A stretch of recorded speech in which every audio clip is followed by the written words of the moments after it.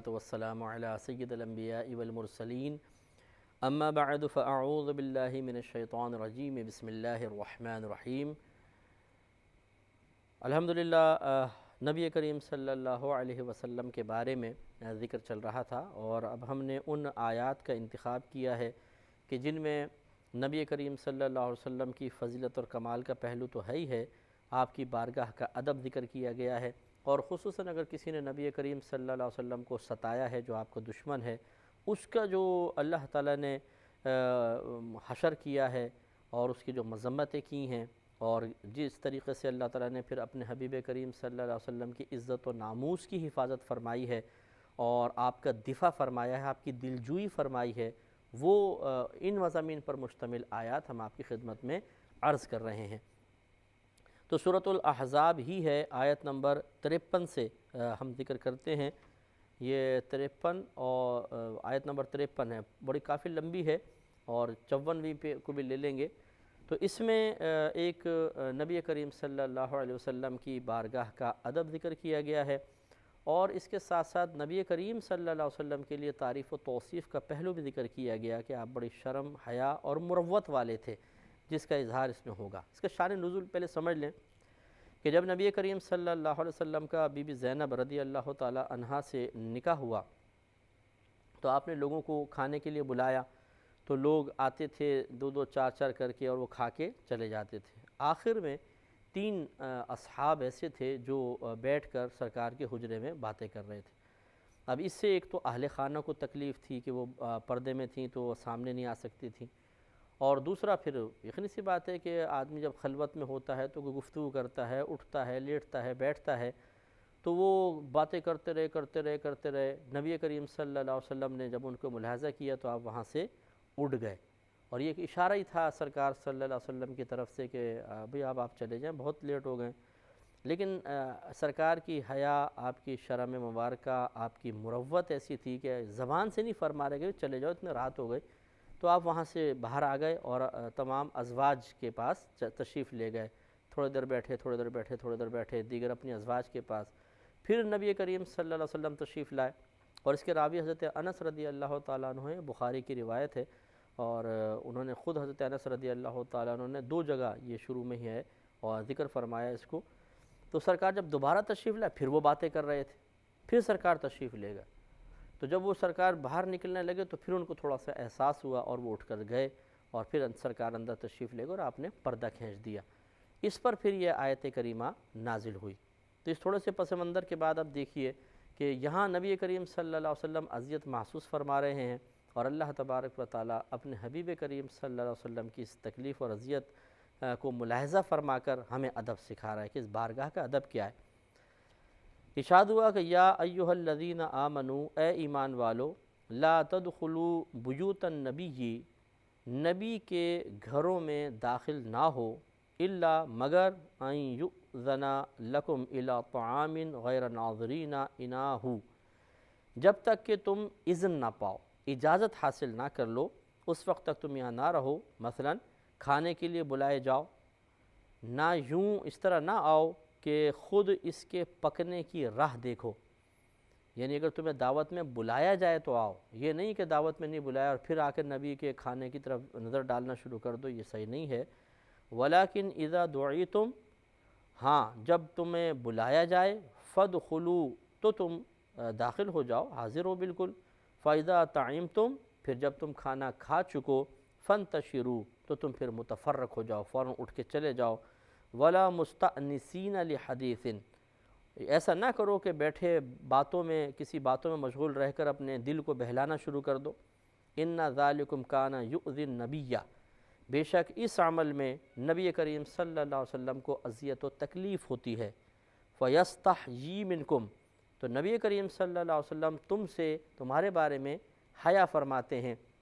یعنی آپ کو یہ پسند نہیں آتا کہ منہ سے کہہ دوں کہ تم اٹھ کے چلے جاؤ، تو سرکار آپ تمہاری تکلیف برداشت کر رہے ہیں، وہ حیا فرماتے ہیں تمہارے ساتھ۔ لیکن واللہ لا یستحیی من الحق،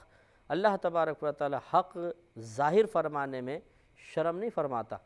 یعنی اللہ تعالیٰ ان تقاضوں سے پاک ہے۔ نبی کریم تو مروت کے تقاضے کے تحت اپنے غلاموں سے نہیں فرما رہے کہ میرا حجرہ خالی کر دو، لیکن اللہ تبارک و تعالیٰ تو اثر قبول کرنے سے پاک و صاف ہے، لہٰذا اللہ تعالیٰ نے واضح طور پہ بیان فرمایا۔ تو لہٰذا معلوم ہوا، دیکھیں کہ پھر آگے تھوڑا سا دیکھ لیتے ہیں کہ اللہ تعالیٰ نے فرمایا وَإِذَا سَأَلْتُمُوهُنَّ مَتَاعًا، اور جب تم ان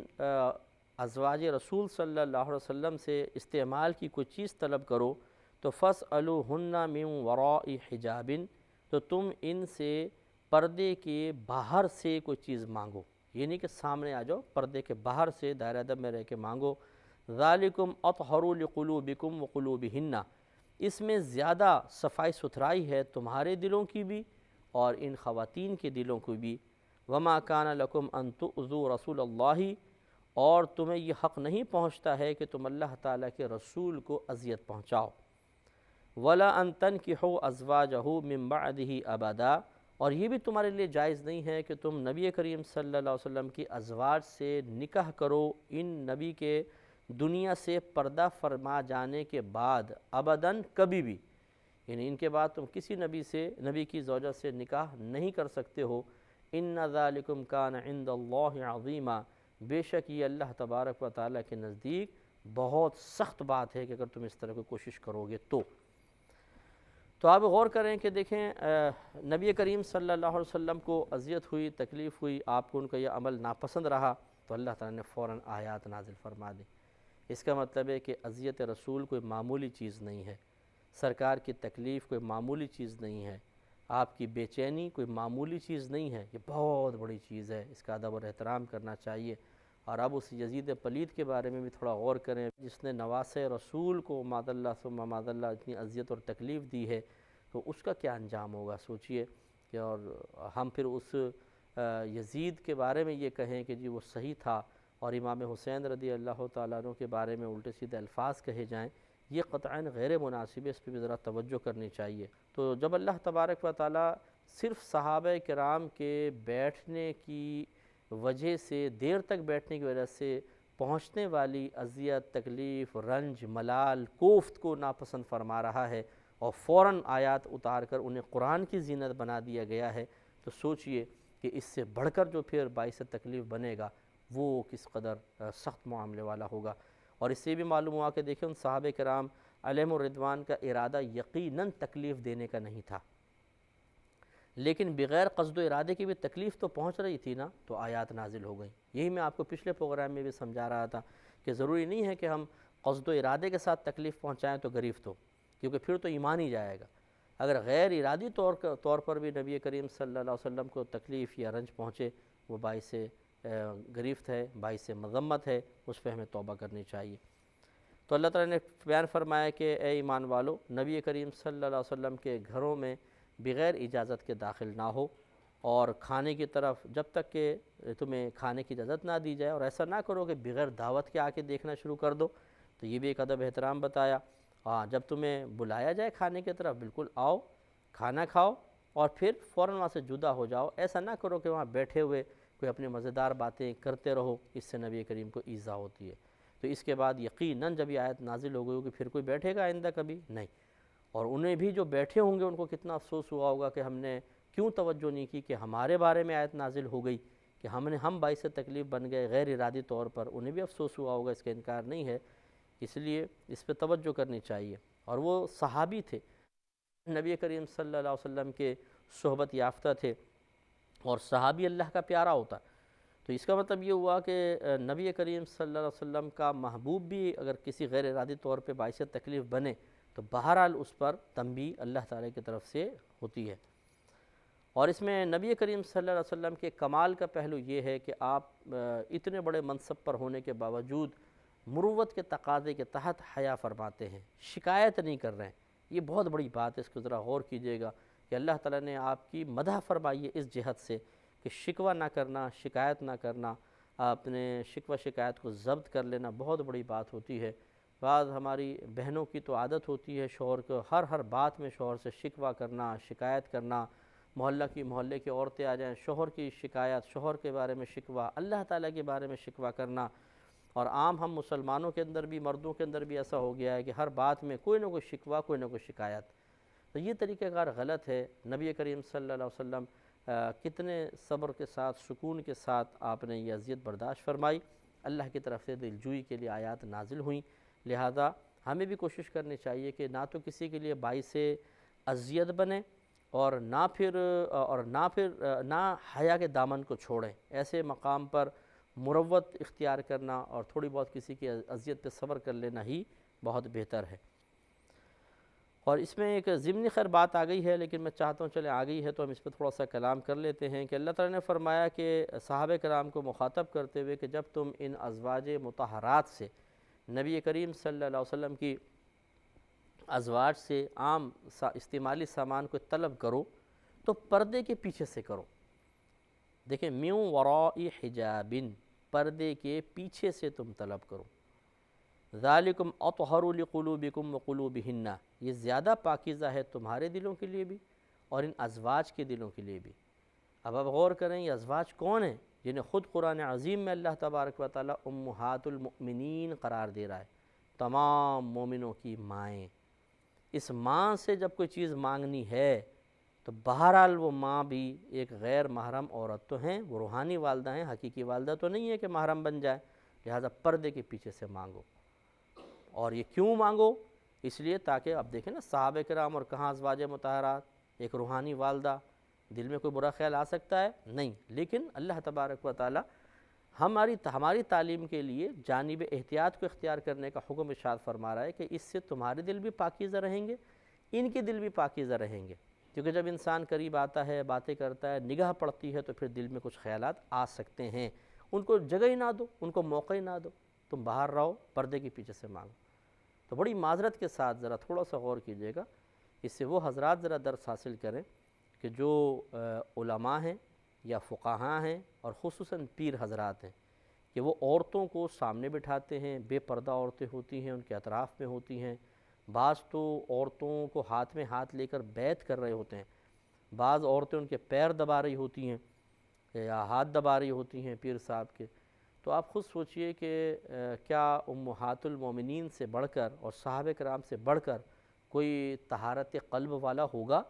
جن کا دل پاکیزہ اور صاف ستھرا ہو، جہاں شیطان کو وار کرنے کی گنجائش ہی نہ ہو؟ یقیناً نہیں ہو سکتا۔ تو جب ان کے لیے حکم قرآن میں موجود ہے تو پھر کس کے لیے اجازت ہوگی کہ وہ اس طریقے سے بے پردہ عورتوں کو سامنے بٹھا کر ان کے ساتھ اس طرح گفتگو کرے؟ بہت معذرت کے ساتھ، کسی کو برا نہیں ماننا چاہیے، کوئی ناراض نہ ہو۔ قرآن سن کے اگر آپ ناراض ہوں گے، قرآن سن کے اگر آپ کی تیوریوں پہ بل آئیں گے، قرآن سن کر اگر آپ کسی شخصیت کو ناپسندیدہ قرار دیں گے تو سوچئے کہ پھر آپ میدان معاشر میں کیا جواب دیں گے۔ یہ سوچنا چاہیے۔ تو بہت سارے لوگ ناراض ہو جاتے ہیں، میری عقیدت فلاں کے ساتھ ہے، میری عقیدت فلاں کے ساتھ ہے، اور میں نے اگر وہاں پر کوئی ایسا منظر دیکھا ہے تو وہ منظر صحیح ہے، بس قرآن کا رد کر دیں گے، وہ منظر صحیح ہے۔ اس طرح نہیں ہوتا ہے۔ اگر بالفرض کسی سے کوئی غلطی خطا ہے اس کو توبہ کرنی چاہیے، اور اس طرح کی کوئی مثال اپنے پیچھے نہ چھوڑ کر جائیں کہ جس مثال کو بیان کر کے لوگ معاذ اللہ کسی کی قلبی غیبت میں یا زبانی غیبت میں مبتلا ہوں اور گناہ کرنا ان کے لیے بھی کسی جہت سے آسان ہو جائے۔ اس سے توجہ کریں، یہ بہت ہی بہتر ہے۔ آگے اللہ تعالیٰ نے فرمایا کہ وما کان لکم ان تؤذوا رسول اللہ، اور تمہیں یہ تمہارے لیے جائز نہیں ہے، تمہیں یہ حق نہیں پہنچتا کہ تم اللہ تعالیٰ کے رسول کو اذیت دو۔ تو معلوم یہ ہوا کہ اللہ تعالیٰ کے رسول کو اذیت دینا بہت ہی خطرناک ہے۔ ولا ان تنکحوا ازواجہ من بعدہ ابدا، اور نہ تمہیں یہ حق پہنچتا ہے کہ نبی کے سرکار کی بات ہے کہ نبی کریم صلی اللہ علیہ وسلم کی وفات کے بعد ان کی ازواج سے تم کبھی بھی نکاح کر سکو، یہ بھی تمہارے لیے جائز نہیں ہے۔ اس سے بھی دیکھیں معلوم ہوا، یہ شارحین نے لکھا ہے کہ تمام انبیاء علیہ السلام زندہ ہیں، ان کے ازواج سے نکاح نہیں کر سکتے، اس لیے کہ ہر آدمی کا وفات کے بعد نکاح ٹوٹ جاتا ہے، اس لیے مرد کی زوجہ عدت گزار کے دوسرے مرد سے نکاح کر سکتی ہے، لیکن امہات المومنین کا، ازواج مطہرات کا نکاح نہیں ٹوٹتا ہے، ان کا نکاح قائم رہتا ہے، اور وہ اللہ کے نبی کی ہی ازواج ہیں، اور میدان محشر میں ان کی زوجہ ازواج کی حیثیت سے اٹھیں گی۔ اس لیے یہ بات بھی اچھی طریقے سے ذہن میں رکھنی چاہیے۔ تو اب اس پہ تھوڑا سا یہ غور کیجئے، بڑی امپورٹنٹ بات ہے کہ جب اللہ تبارک و تعالیٰ اپنے حبیب کریم صلی اللہ علیہ وسلم کی صرف اتنی سی اذیت کو بھی پسند نہیں فرما رہا کہ دیر ہو رہی ہے، آپ نے بات کرنی ہے، گھر میں داخل ہونا ہے، تو اس سے بڑی کس طریقے سے جائز اور روا رکھے گا۔ لہٰذا معلوم یہ ہوا کہ بڑی احتیاط چاہیے۔ اب ہم بھی آج کل جیسے یہ تو چلیں سرکار کی حیات طیبہ میں تھا نا، سرکار سامنے تھے، لیکن اب بھی جیسے کہ میں نے آپ کو بتایا کہ نبی کریم صلی اللہ علیہ وسلم تو حیات ہیں اپنی قبر انور میں، اور اللہ کی عطا سے کائنات کو ملاحظہ فرما رہے ہیں، اور وہ زندگی ایک اور ہی زندگی ہے جس کا آپ اور میں شعور نہیں رکھتے ہیں۔ تو لہٰذا اگر ہم سرکار کے روضہ انور پر جاتے ہیں، حاضر ہوتے ہیں، تو بالکل سمجھ لیں سامنے آمنے سامنے کہ ویسے بھی یہ تو اللہ کے نبی ہیں۔ یاد رکھیں کہ عام آدمی بھی جب مرتا ہے اور اس کی روح جسم سے آزاد ہوتی ہے تو اس کے لیے کوئی رکاوٹ نہیں رہتی ہے۔ یعنی آپ دیکھیں نا کہ جب منکر نکیر آتے ہیں تو سوالات کرتے ہیں، اگر وہ کافر و منافق بھی ہوتا ہے اور جواب جیسے نہیں دے پاتا تو کیا کہتے ہیں کہ تو اوپر دیکھ، وہ دیکھتا ہے تو جنت نظر آتی ہے۔ وہ کہتے ہیں کہ اگر تو صحیح جوابات دیتا تو یہ تیرا ٹھکانہ تھا، لیکن تو نے غلط جواب دیے، اب تو اس سے محروم رہے گا۔ تو جنت کی کھڑکی بند کر دی جاتی ہے، پھر جہنم کی کھڑکی کھول دی جاتی ہے اور کہتے ہیں کہ اب تو اس میں جائے گا، اور وہاں سے آگ کی لپٹیں آتی ہیں۔ تو عام مردے کی بھی قبر یعنی نگاہیں اتنی تیز ہو جاتی ہیں کہ قبر کی چھت کو پھاڑتے ہوئے اور پھر ساتوں آسمانوں کے اوپر جنت وہاں تک پہنچ جاتی ہے۔ تو پھر نبی کی نگاہوں کا عالم کیا ہوگا، اندازہ فرمائیں۔ تو سرکار صلی اللہ علیہ وسلم کی بارگاہ میں جب کوئی حاضر ہوتا ہے، آپ کے روضہ انور پر جاتا ہے، تو بالکل صحیح لکھا ہے، علامہ ابن عابدین شامی صاحب رحمۃ اللہ علیہ نے بھی لکھا، دیگر ہمارے اکابرین نے لکھا کہ بس خبردار یہ سمجھیں کہ سرکار تمہارے دل کے ایک ایک خطرات پر واقف ہیں، آگاہ ہیں۔ جیسے ہم قریب کھڑے ہوتے ہیں، وہ ہمارے دل کے خطرات پر واقف ہیں، اور بڑی یعنی اللہ کی عطا سے، اللہ کے کرم سے۔ یہ ایسا نہیں کہ ہم یہ کہیں کہ بغیر اللہ کی عطا سے، تو یہ پھر شرک کے زمرے میں آئے گا۔ اللہ تبارک و تعالیٰ کی عطا سے، اس کے کرم سے نبی کریم صلی اللہ علیہ وسلم جو بھی امتی آپ کے سامنے آتا ہے اس کو ملاحظہ فرماتے ہیں، اور اس کے